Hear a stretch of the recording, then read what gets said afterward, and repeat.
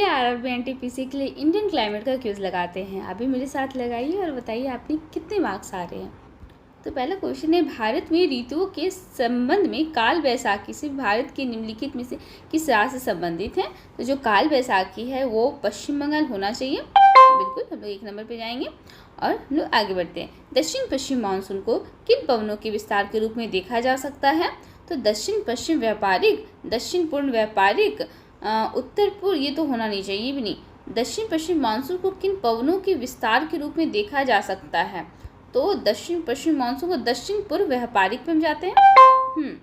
फिर है monsoon trough के बारे में क्या सत्य है। तो यह निम्न दबाव का क्षेत्र है। यह मानसून परिसंचरण की एक अस्थायी विशेषता है।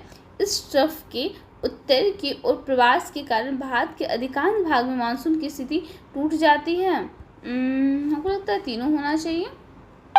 बिल्कुल, निम्नलिखित में से भारत में क्वार की उमस का मुख्य कारण क्या है। जो क्वार है उसकी उमस का मुख्य कारण है, क्वार की उमस है तो उच्च आर्द्रता से जुड़ा उच्च तापमान।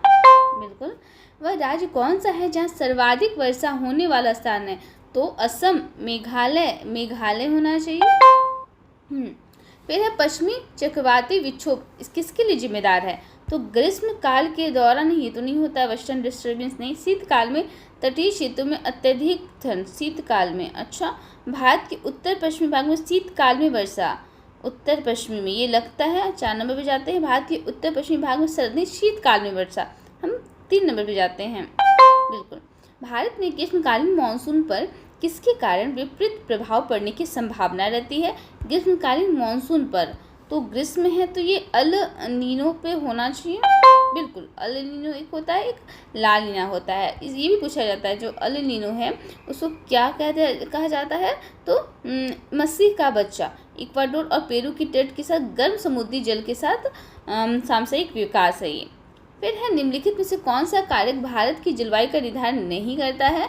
तो भूमि जल का वितरण, देश का सतही से ऊंचाई अक्षांश, तो हमको लगता है क्षेत्रफल नहीं करता होगा। फिर भारत की वर्षा के संबंध में बताना है हमें। तो पश्चिमी घाट और के पश्चिमी भाग, उत्तर हिमालय के बीच मेघालय की पहाड़ियों की सबसे अधिक वर्षा है।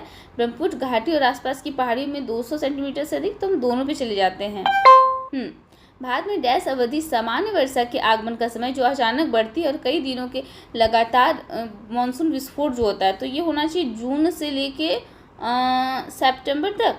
बिल्कुल, जून से लेकर सितंबर तक कहा जाता है जो मानसून विस्फोट होता है। क्योंकि ये किसी सेट में आया था तो हम वहाँ पे गलत किए थे, तो वो याद था कि हम जुलाई से सितंबर किए थे।